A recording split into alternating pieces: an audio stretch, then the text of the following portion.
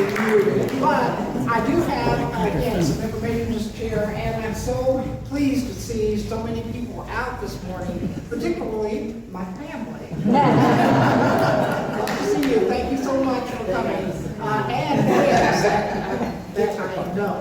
One of the things that I'm looking at here, you know, I'm old, and so the lighting is not the greatest here for this kind of presentation if you have to read from your notes. And I don't know if those bank of lights, do those work at all?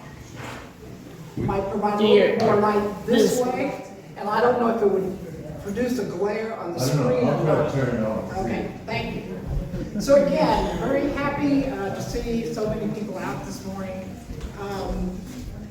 I'm going to try to be as casual as possible, so at a certain point I may sit down and wander around.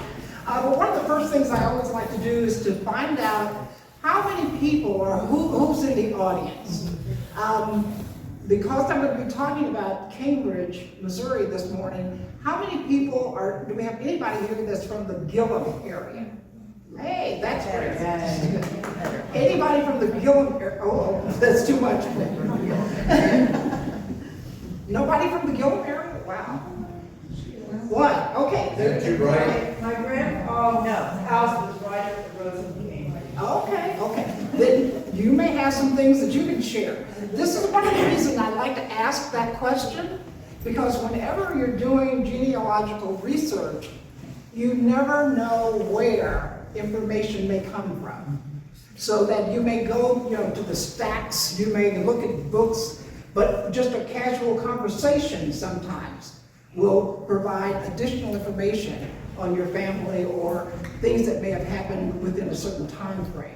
So again, if you hear any names that you recognize, feel free to share in, because that is the other thing. This is going to be, like I said, a very casual conversation, so that if there's a question that you have, or again, if there's information you can share, feel free to do that. And I'm going to particularly talk to my family to say, if there's things that I say, oh, and you say, Bonita, that's not right.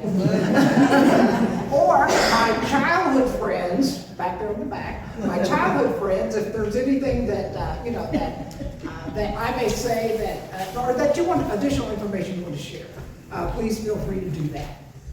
So again, I'm very happy to be here today presenting the program where we're going to look very briefly at Cambridge, Missouri.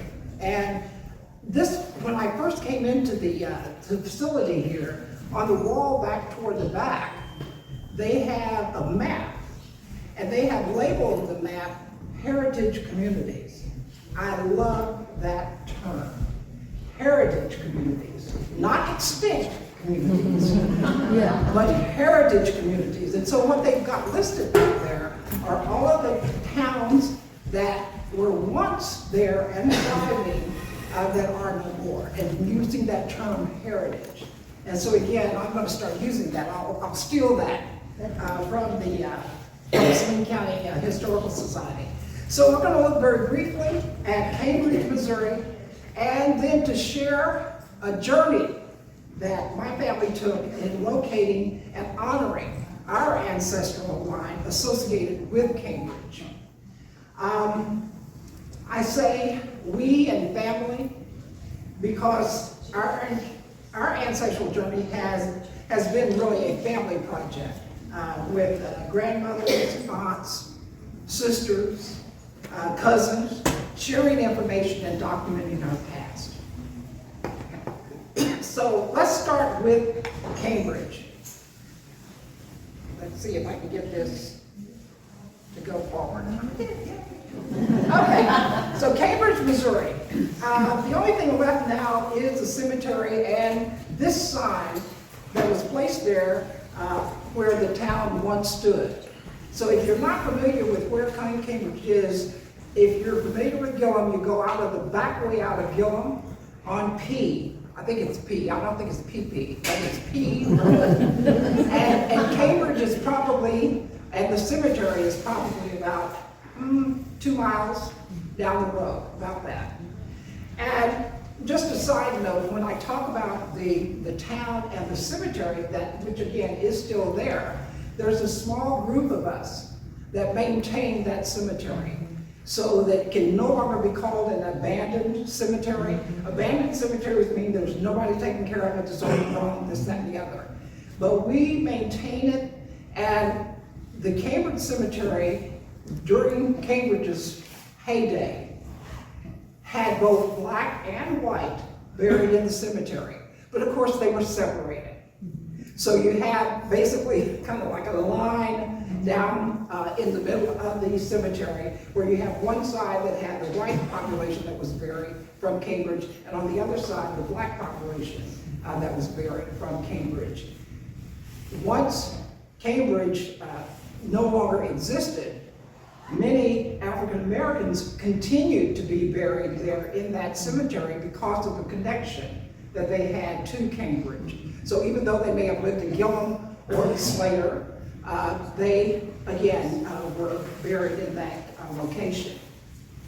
So what we once see then was a thriving community with multiple businesses, churches, schools, and farms.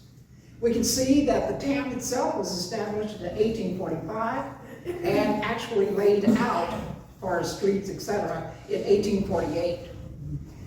In doing some research, I visited the Slater Library, and they have a history of Saline County 1881. And that states that it was once a principal shipping point for the county. So that, again, it's located on the river, so between Glasgow and New Frankfort. So it's a stop along the Missouri River between those two communities. And we do see various accounts that speak to the steamboats that landed with goods at the levee. The population of Cambridge at its peak was about 450 people.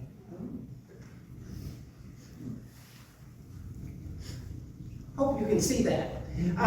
So that some of the businesses and homes that noted on this schematic are listed in a book that was for the Centennial, I believe it was. And Alice Aarons, and I don't know if anybody knows her or knew her. I did. Tell me about Alice. I just knew her when she was a really old lady and she was in the nursing, somebody from our church went to visit her. And I'm not sure she didn't die in Big Bend. I'm not sure where she died, but yeah, I met her a couple times. And not interesting, but again, this was the tradition of the day.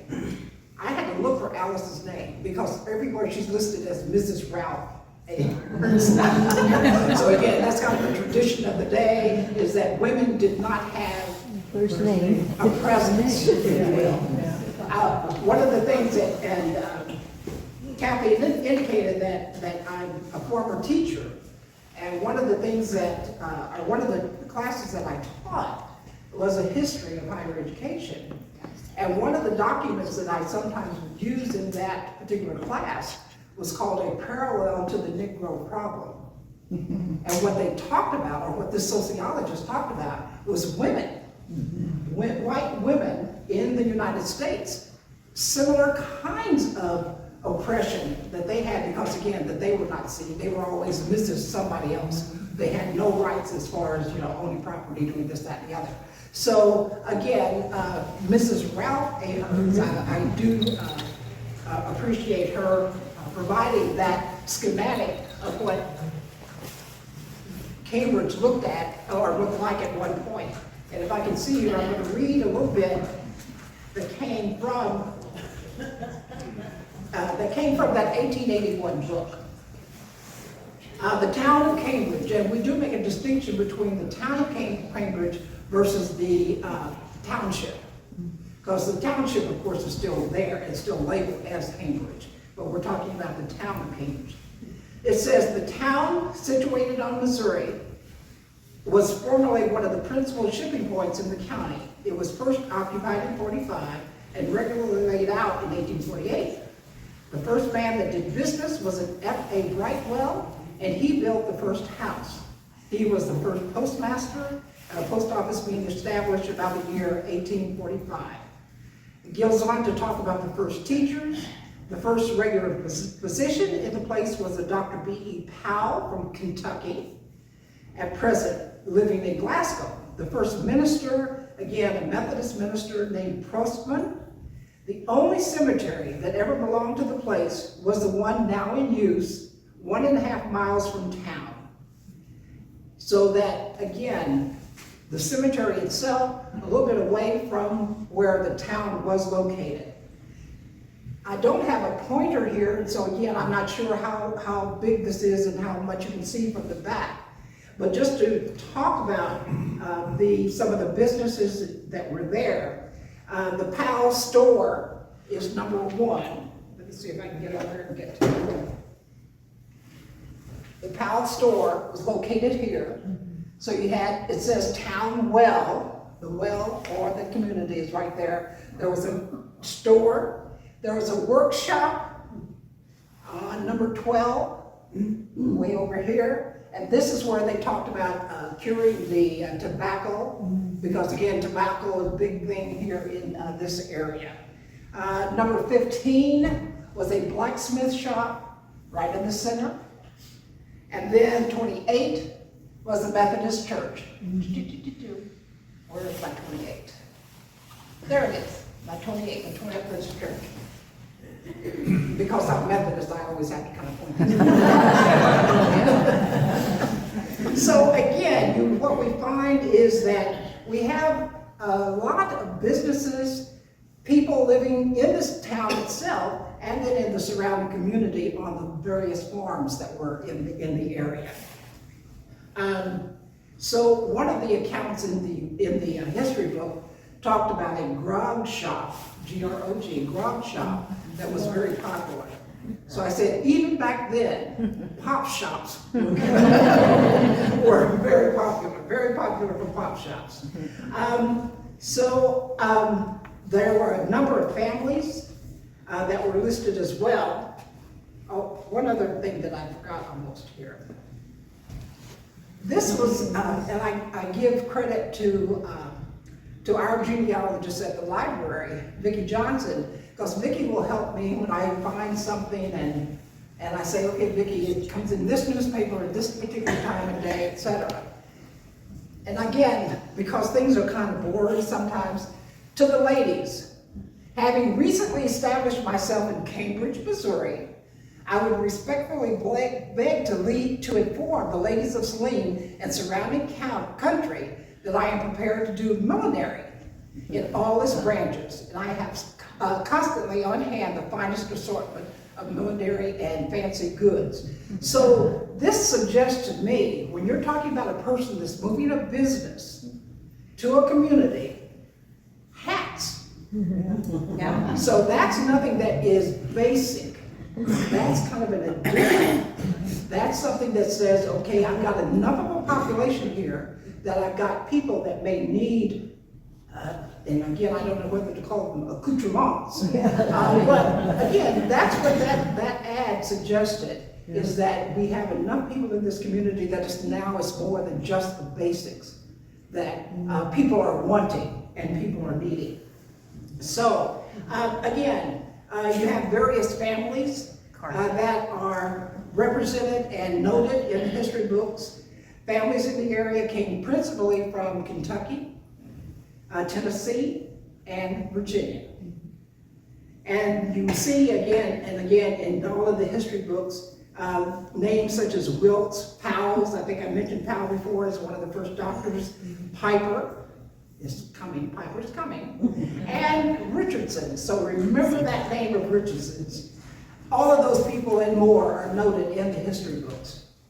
Another family, and this is again just kind of an aside, I did this in my class and students kind of got tired of me, doing asides, things that really don't have a real pertinent information for the topic at hand. But again, one of the things that I saw in the history books, it talks about the Earp family. And yes, we're talking about that Earp family. It stated that Nicholas Earp, the father of Virgil and White, lived in the area from 1870 to 1877. Let me see if I can find, I'm sure I have that. Okay, here we go. Wyatt Earp was a resident, and again, that's one of the things that listed here. It says, a fact not generally known in Saline County is that Wyatt Earp, noted frontiersman and gunfighter, once lived in this community. Nicholas Pete Earp and his family came here about 1870 and lived on a farm 2.5 miles east of Gillum. So again, we're not really talking about specifically in Cambridge, but it was on a farm. So the farm is no longer there. The house that the Earps occupied has long since been torn down, but the well they dug is still there and used by the present owners. So again, you see history being noted. Has anybody else heard that story about the Earps living in? Tell me, what did you hear? And it gives even the person that knew them, that traveled to California, did some traveling with the Earp family, because it does say that the Earp family ended up moving by covered wagon, and it says this, to California. Anything you can add? Just what you read. Okay, so just that's what, so again, it's things like that, little side stories that are there, and people that are noted that lived in this particular community. Let's see. So again, the Earp family living in that community until about 1877, and then moving on to California, and of course, Wyatt and Virgil moving to Dodge City, is that where they were? I think it's Dodge City, yeah. Okay, so we have all of that information, and one of the things that as I look at history books, I always look to see, okay, who's represented? Who's in the history books? What names are mentioned? And what we find quite often is that African Americans are left out of the history books. In the Saline County History Book of 1881, the only mention of the black population was in relation to schools. It gives a racial breakdown of the number of schools that were there for white students within the county for white students versus black students, and I think it was like 120 schools in Saline County for white students, maybe 20 for African American students. So again, that was the only mention. So it gives a racial breakdown of the students, but again, we don't see any names that are mentioned. We don't see individuals that, again, whether they've done something extraordinary or not, just simply that they were there. But we do know, of course, even though they may not be listed in the history books, we know that African Americans were there. And again, I'm not sure how much you can see on this. Dr. Diane Moody Burke provides in her book on slavery's border, and again, I bought a copy of that up here, so if anybody wants to take a look at it, on slavery's border. And part of what she does is to talk about slavery in the state of Missouri and how it really is more small farms. And so you're not having places or farms that have like 30 or 40 enslaved people. So you're seeing much smaller farms and smaller content. However, what this map provides is population as a percent. And this was 1860, so just before the Civil War. So her numbers are reflecting the population percent of enslaved people per county. And what we see is that Saline County, and Saline is distinctive, Saline County is one of those counties at 30% or more. 30% or more of the population were enslaved people. Okay? Does that surprise anybody? Because you see it in places like St. Louis, where the big towns, not as many, because the numbers overall are larger, right? So does that surprise anybody? Is that Surprised there aren't more in the South. more in the South? But what you may find there again is that you may have more the population itself may be a little bit higher? Because they came from Virginia and Kentucky and brought them with them. That's Oh, why yeah, it's a hard absolutely, absolutely. And you see it right along the river too. Yeah. That's another major point, is that all of those counties right around the river, fertile soil. I don't know, this was when I was young, I think I heard somewhere that Saline County has probably one of the most fertile soils. Yeah. Okay. So again, what we see, or what Dr. Beauty has provided for us, Beauty Burke has provided for us, is again, just the confirmation that there were a number of enslaved people in the state of Missouri, particularly in Saline County, and then again, as we continue to look a little bit further. But how do we go about then researching African Americans or the enslaved people of the population? What resources do we use? How do we do it? Has anybody done family research? And tell me what resources have you used? Anybody done family research? I do census records and church records quite a Say it bit. again, I'm sorry. Census records and church records Okay, census records, and abstracts. the Bible meaning that your family has written something down, okay? Yes. Well, I cheat. I go to Ancestry.com. It does all the research for A me. saving grace, isn't it? Ancestry, it really is. And the family search, I think, is another database that really is useful. Yeah, Wilbur. I was gonna talk about family search, because it is the biggest, source of black genealogy in the United States. Okay, so family search, has everybody heard about family search? So again, Yeah, I went to the library in Kansas City, I can't remember the big genealogical, and it stayed there for a couple days. okay, yeah, the one that's out there like Lee Summit, is that the genealogy? Midwest Mid-continent Genealogy Center? Independence. Mid-continent Independence. Yes. Oh, Midcontinent. And they have that big one whole facility just for Just for, genealogical yeah. research. Yes, Family search is free. okay.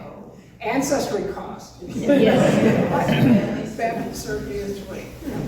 But she talked about mid-continent independence, it's all tied in because it's all part of the Latter-day Saints. Yeah, yeah. I'm gonna talk a little bit about, or mention that in just a minute. That genealogy library in Independence, Mid-Continent Genealogy Library is fantastic. I would encourage anyone to go there. Yeah, the one question, do you have to live in that area? You have to be, you have to belong to the library, they'll get you library card. Oh, yeah. You can They do also a lot have a more. lot of online courses too, and videos on YouTube you can go to. Okay. And something I always tell people is that, family search I've used, I've been to Mid-Continent, but Ancestry.com, a lot of people, Ancestry is great to find your records. You can use census records and death records and marriage records and all kinds of other things, but do not borrow from trees. Because a lot of people just share wrong information, and then, trees get polluted. But for the records themselves, Ancestry helps you get census records and marriage records and population records and other kinds of official things like that. Just know that, again, multiple places to go and find information when you're doing genealogy research. But for many African Americans, because of slavery, we've had more difficulty in going back and for any distance. So that we don't have records quite often because enslaved people were considered property. Yeah. And so their names may not have been listed. We may have had gender and age listed on a document. On property records, you may have a name that is listed, but again, no surname. And so, again, unseen. We were lucky. My family was lucky, in the Piper family, in that we had pictures, we had a written remembrance, and family lore. We were able to use this information that we had and to kind of combine them with the various databases that you all have mentioned in our doing the research. And again, one that came online maybe 2 years ago, the Freedmen's Bureau digitized all of their records. And so that was another resource for us in documenting what we thought we knew. I'll put it that way, what we thought we knew. So family lore. Family lore had our ancestors coming from Virginia on flatboats up the Missouri River. I had no idea what a flatboat was until I went to Arrow Rock, and their museum there. And one of the displays they had at one time was a flatboat that showed, how people moved their things and that type of thing. We had heard the names of Angus Jordan Piper and Nelson Piper. And again, we were lucky to have those names. But we know we can't always rely on family lore, because again, people think and remember, and may not remember quite the same. So we had then, again, this written record from an Ann Hester Brown. Ann Hester was a teacher, a former teacher. She served as a nurse, but she lived in Slater. And that she wrote a history, or when she was about 74, she wrote a history of what she titled it. This is how she titled it. I, Esther L. Brown, began writing this history February 4th, 1976. She was about 74 at that time. The Richardson brothers. The Richardson brothers. So this was our starting point. And my aunt and sister out in California, Belinda, and Jolita, went to somebody had mentioned the Mormon Center. Yeah. Went to the Mormon Center out there in California and were able to, look things up and find information. But this is what Aunt Hester wrote. Nelson Piper, James Richardson, Harry Richardson, Wilson Jones, and Daniel Richardson all are deceased. Captain Richardson was the slaveholder. I told you to remember that Richardson name? Mm-hmm. Captain Richardson was the slaveholder that owned Nelson Piper, James Richardson, Harry Richardson, and Dan Richardson, and Wilson Jones. These 5 were brothers. They have different names because Captain Richardson gave Wilson Jones and Nelson Piper each to a daughter that married for their slave. One married a Piper and one married a Jones. Is the reason they have different names. Thank you, Aunt Hester. So, how do we confirm this?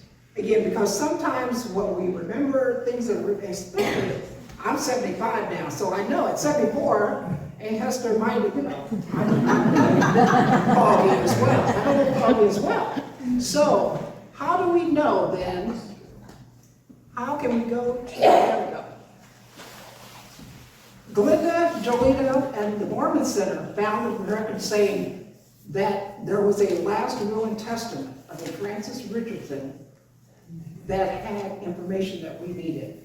They couldn't get it out there, so they called me. I went down to Jefferson City, to the archives in Jefferson City, and you know how you scroll through, and I always get this wrong, it's microfilm.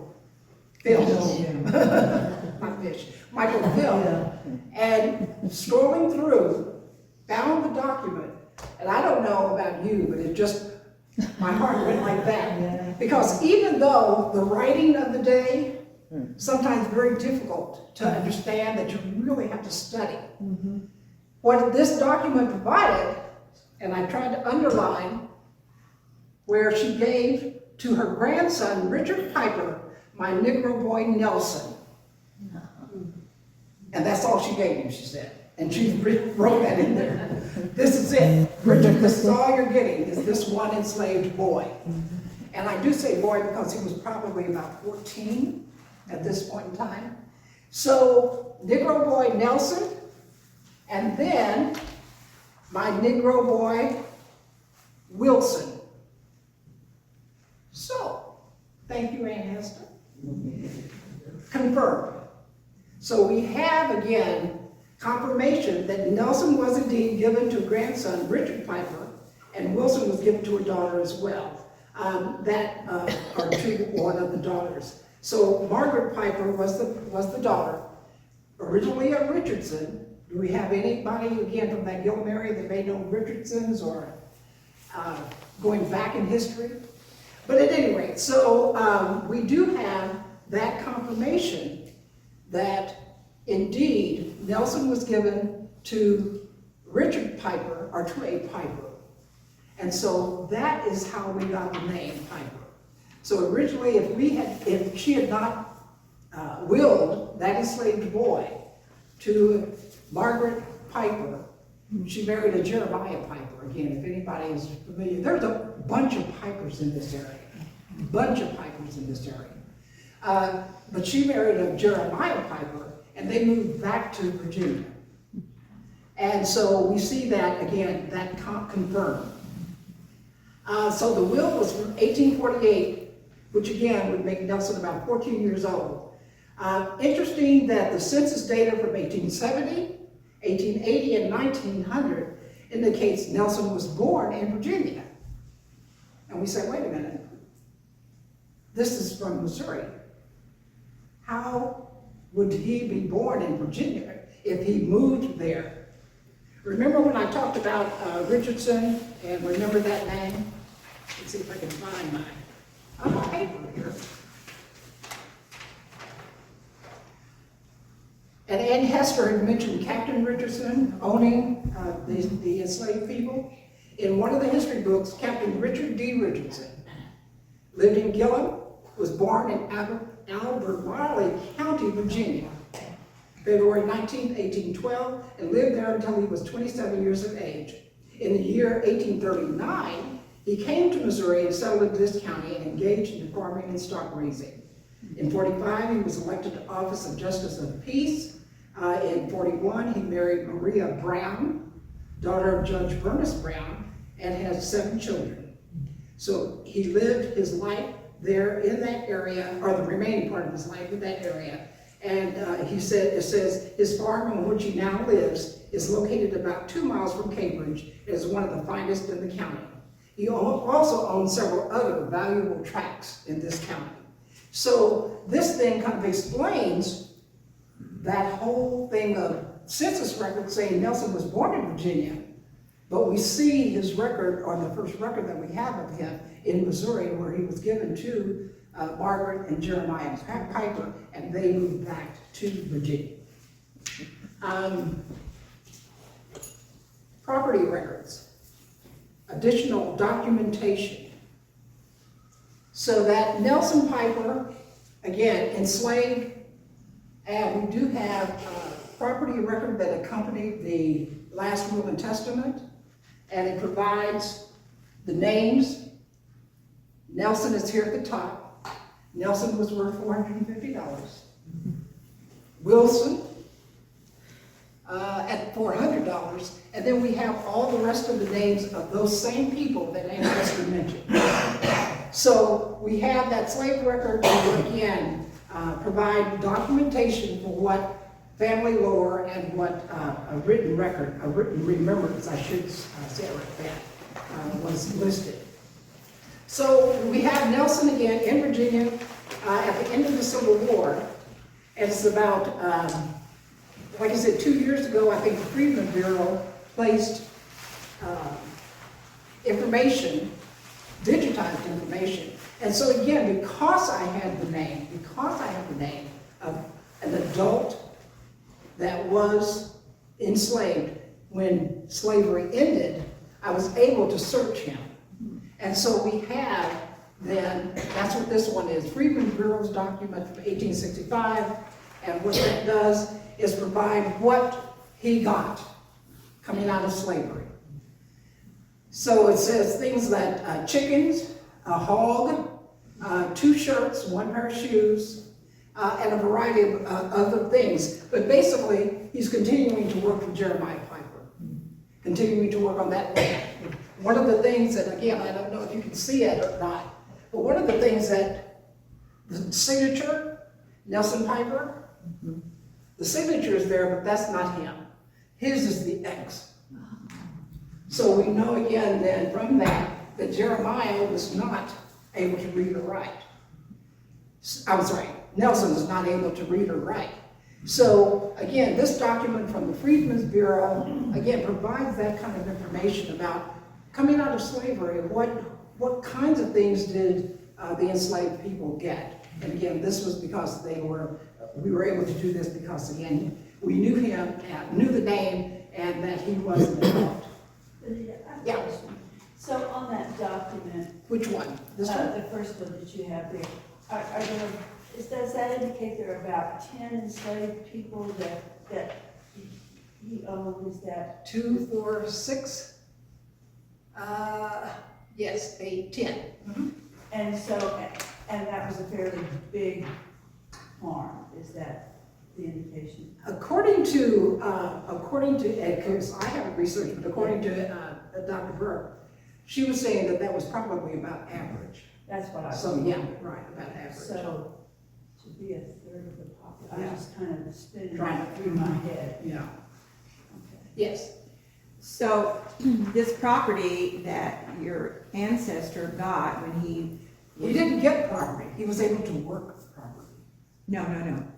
The pig, the chickens. Oh, gotcha. Whatever Okay, that was, land. I was calling that property, okay. Was that typical of what, I mean, was there some kind of list or some kind of process that when you were released from slavery that you got so much? Do you have any idea about how that worked? No, Okay. there was no, again, it was dependent on the enslaver and the kinds of things that they. So do you had. think this was a generous enslaver? Excuse me, but I'm sorry. I don't think any enslaver, I'm not. You know what I'm talking about. That's not me, I'm not calling any of them, if they're enslaving, I'm not calling them generous. No, I just wondered, because I was surprised that there was that much that he got to start with of his own. You think that that's much? No, no, I'm just saying, I just thought they released him and they just got nothing. Yeah, got absolutely nothing, the clothes on their back. But again, keep in mind, they're continuing to work for Jeremiah. True. But these were the things that he said that they would set aside. That's not saying that's all they were doing. They're still working for him. No, but hopefully they're getting some kind of wage, maybe? You know, again, these records are some kind of difficult to read, but I did think, again, if I were interpreting it correctly, that they did get a small wage. Okay. Yeah, a small wage, but again, It wasn't, yeah. But again, they're continuing to work for the former enslavers. yeah. I want to point out that the Freedmen's Bureau negotiated with the landowners and the former slaves, wages, and jobs and positions like that. So it could have been, since they're enlisted in the Freedmen's Bureau, that the Freedmen's Bureau negotiated with them. And I think that it kind of indicates that in the typed information there. So again, yes? Can you explain, I've never heard this, the Freedmen's Bureau. Was this something the government established? Yes. In order to have, help with the transition? With the transition, exactly right, yeah. With the transition. Was sharecropping part of that system with releasing slaves where they could work without getting money, but they would get part of what they? That I get that, yeah. I've heard of the sharecropping, but I don't know if that would be part of this. You have a question? No. Okay, I'm watching my time here. Quickly. So again, what we have then is that we do get a picture of Nelson and what he may have gone through. And again, having that written documentation that we can kind of piece together a story for Nelson. So, what happens? How does Nelson come back?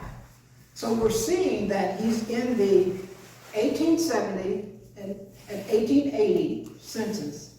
1890 again washed away, so we don't have those. But by the 1880s, he's back in Missouri.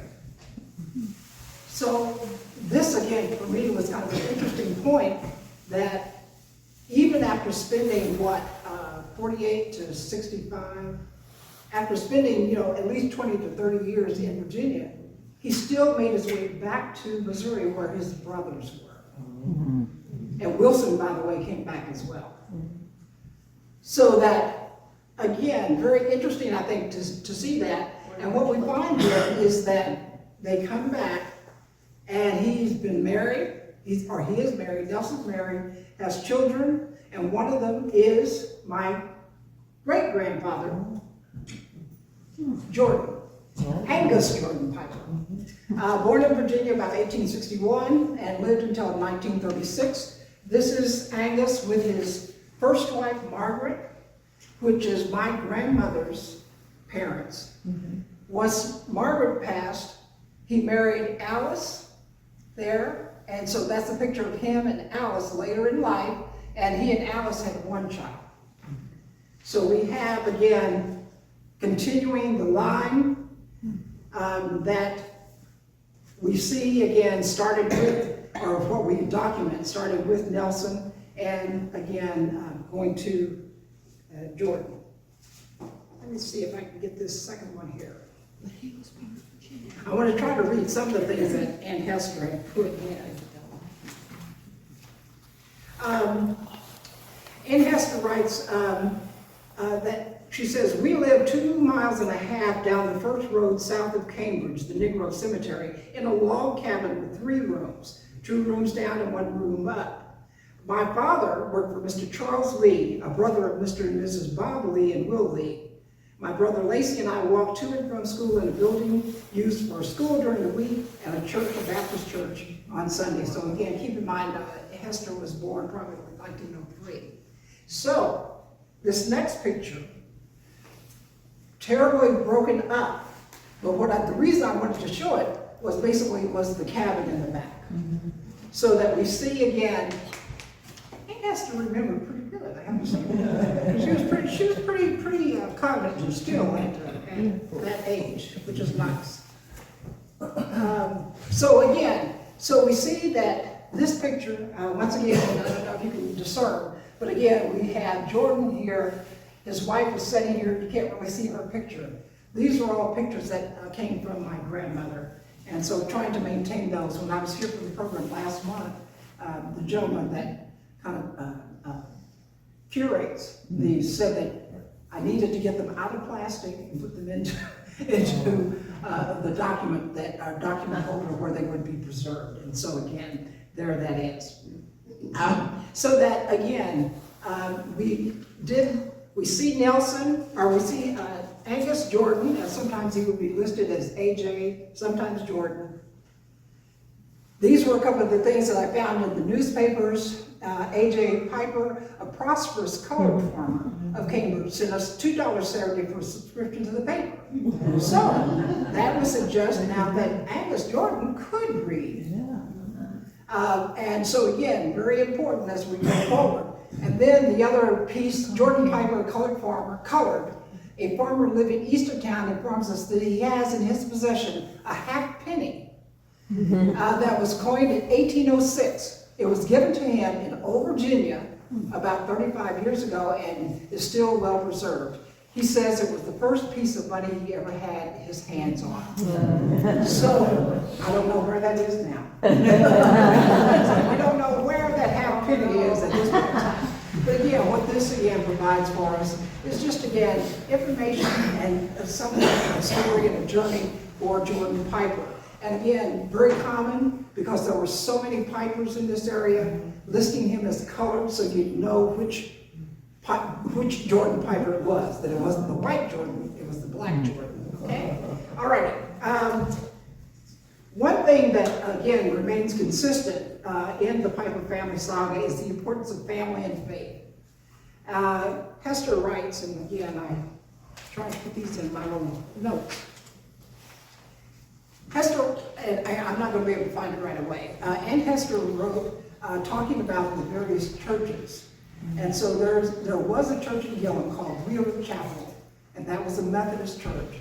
And Hester writes about the family basically donating and coming up with the money to purchase the land that that church was built on. She also talks about other members of the family being Second Baptists and other members of the family being missionary Baptists. So all of that here, Gillum and Slater, I said, my family has a cover. I said, we are covered. I said, Methodist, missionary Baptist, Second Baptist, we've got it covered. So again, she writes about that and basically who part of the family and where they were with those particular ones.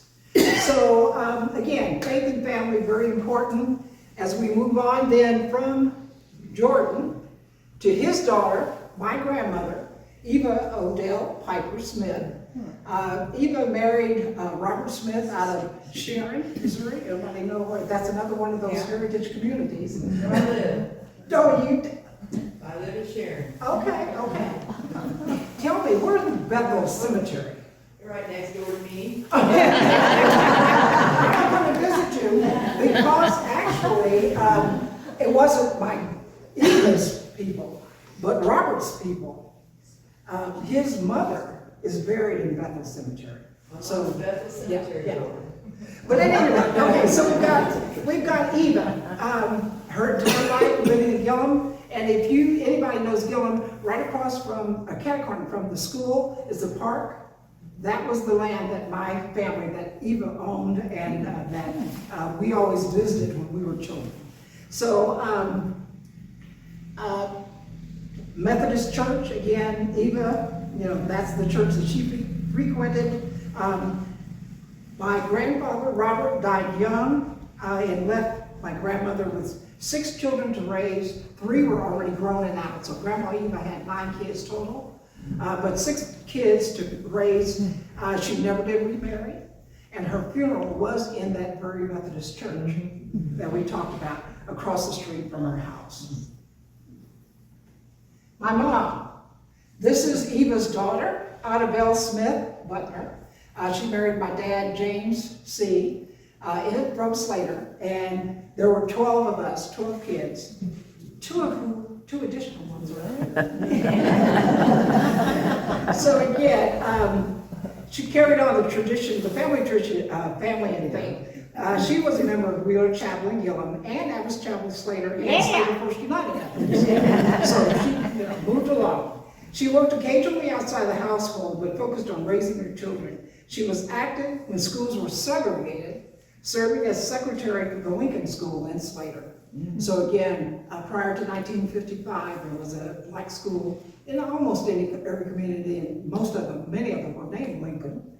But she would serve as secretary for the Lincoln School PTA. She would make Halloween costumes for the children, baking my favorite Lebkuchen cookies at Christmas time, and doing other things to support a supportive family.